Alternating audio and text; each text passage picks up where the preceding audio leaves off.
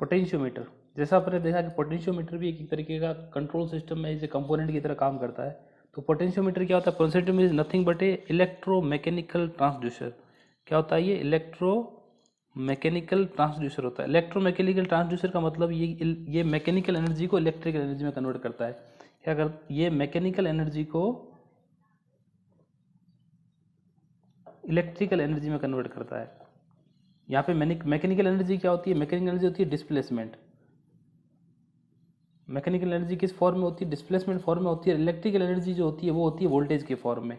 ये डिस्प्लेसमेंट या तो लीनियर हो सकती है, ये डिस्प्लेसमेंट लीनियर भी हो सकती है, या फिर ये एंगुलर डिस्प्लेसमेंट भी हो सकती है। लीनियर का मतलब एक ही डायरेक्शन में, एंगुलर मतलब रोटेशनल जो एंगुलर बनता है अपना।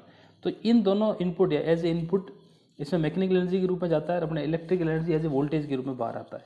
तो पोटेंशियोमीटर जो होता है वो एज ए एरर डिटेक्टर काम करता है। पोटेंशियोमीटर एज एरर डिटेक्टर काम करता है। एरर डिटेक्टर का मतलब ये क्या करता है? ये इनपुट सिग्नल और आउटपुट सिग्नल जो है, जो कंट्रोल सिस्टम का जो इनपुट सिग्नल और आउटपुट सिग्नल है, इन दोनों को क्या करता है? कंपेयर करता है, और कंपेयर करने के बाद में एक एरर सिग्नल जनरेट करता है। एरर सिग्नल जनरेट करता है। ये एरर सिग्नल क्या होता है? ये वोल्टेज क्वांटिटी होती है, और इनपुट सिग्नल अपने क्या होते हैं? मैकेनिकल क्वांटिटी होती है।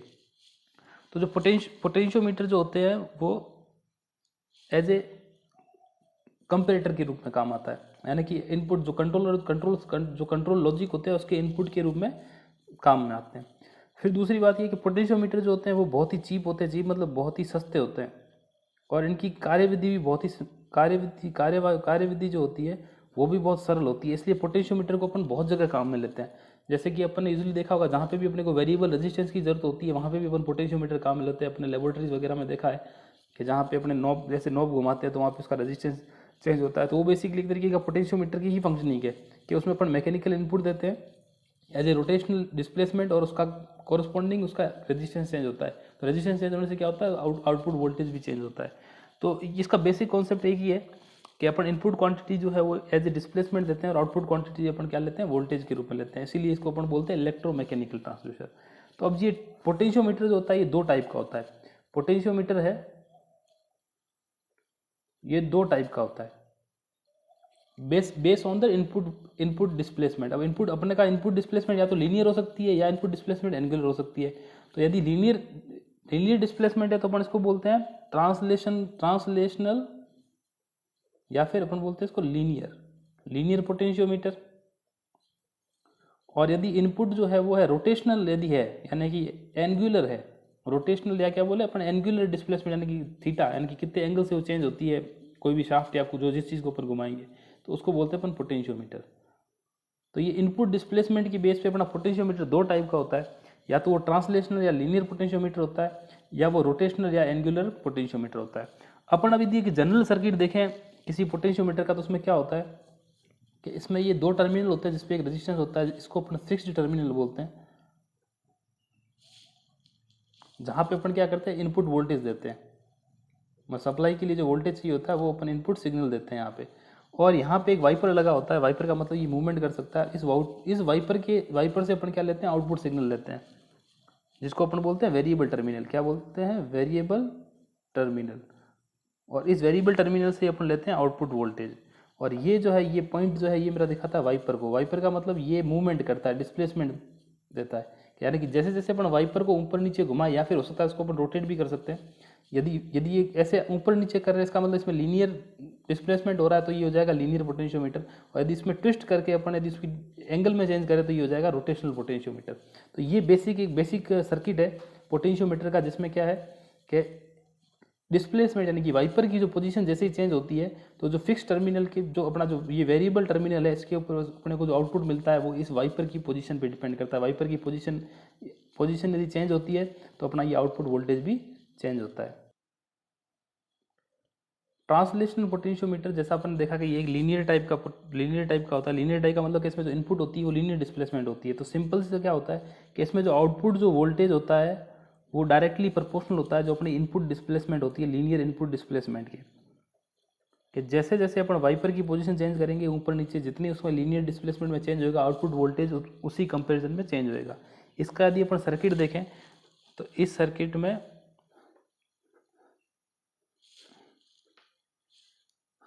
यहाँ पे अपन इसको इनपुट वोल्टेज अप्लाई करते हैं। यहाँ पे अपन आउटपुट वोल्टेज लेते हैं, इस टर्मिनल से जो ये वेरिएबल टर्मिनल से आउटपुट वोल्टेज देते हैं, फिक्स टर्मिनल पे अपन इनपुट वोल्टेज देते हैं, और ये सपोज करते हैं अपन ये पूरी लेंथ जो है ये वाई टी है, वाई क्या है डिस्प्लेसमेंट है, और टी मतलब ये टोटल लेंथ है। और जो ये भी वाइपर की जो पोजीशन होगी अभी राइट नाउ जहाँ पे ये वाइपर स्थित है उसको अपन मान के चले कि वाई इनपुट है, कि ये अपने वाइपर की करंट पोजीशन है, इसको अपन वाइपर बोलते हैं। वाइपर मतलब जो टिप होगी उसकी जिसके अपने को मूवमेंट करेगा। तो जो लीनियर पोटेंशियोमीटर होता है उसमें क्या होता है, आइडियल कंडीशन में क्या होता है, यदि ये अपना आइडियल है, इसमें कोई लॉस नहीं हो रहा है, तो आइडियल कंडीशन में क्या होता है पोटेंशियोमीटर में, कि जो ये आउटपुट वोल्टेज है जो ई आउट बटे ई इन है, जो इक्वल टू होता है वाई इनपुट बटे वाई टोटल, यानी कि ये जो अपने इनपुट पे जो वोल्टेज अप्लाई किया है और ये अपने वाई टोटल डिस्टेंस है, और वाई इनपुट जहाँ पे अपनी अभी करंट डिस्प्लेसमेंट यानी कि करंट अपना डिस्प्लेसमेंट इनपुट क्या है, और अपना ई आउट मतलब अपना करंट आउटपुट क्या है।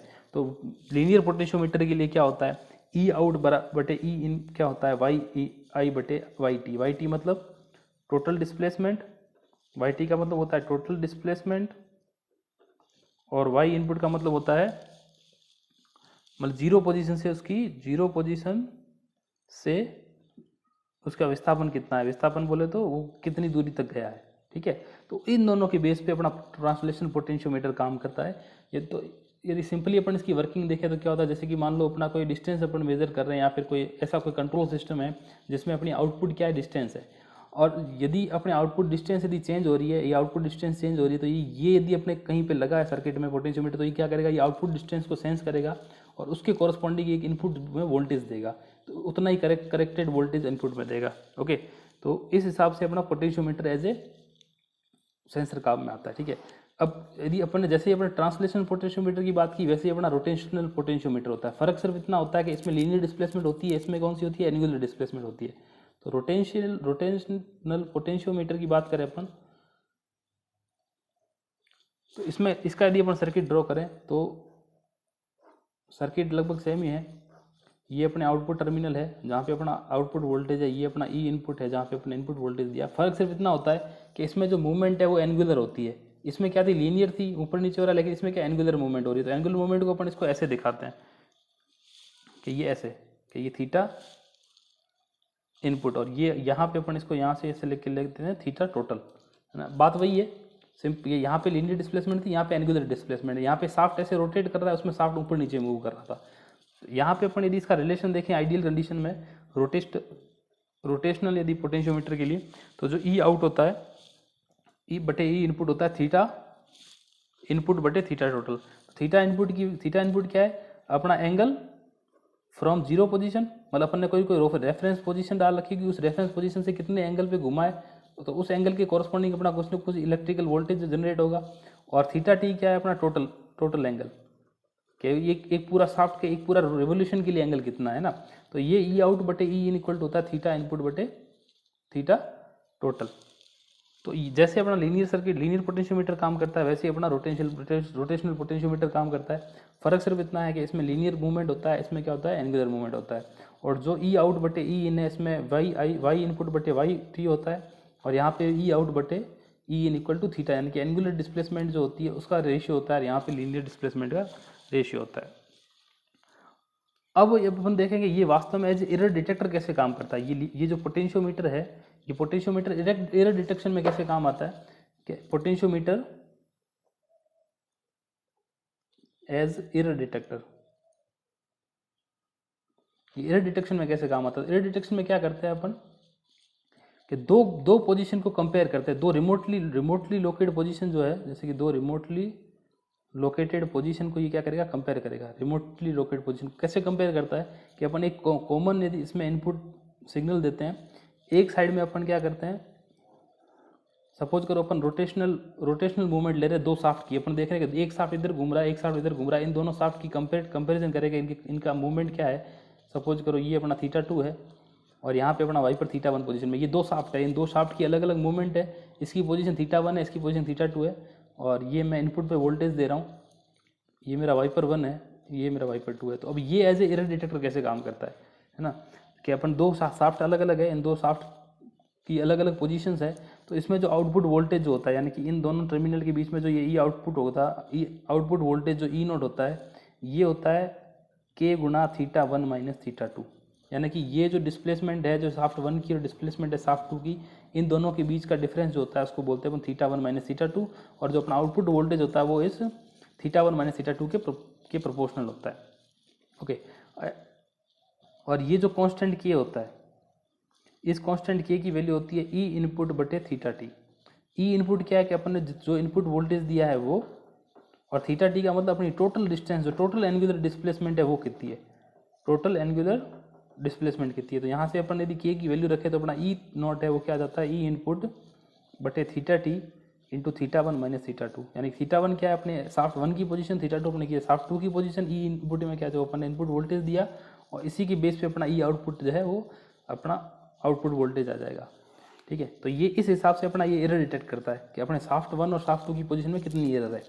अब चूंकि इस पोटेंशियोमीटर को अपने को कंट्रोल सिस्टम में काम में लेना होता है, तो कंट्रोल सिस्टम में काम में लेने के लिए अपन क्या एज ए ब्लॉक डायग्राम के रूप में काम में लेते हैं।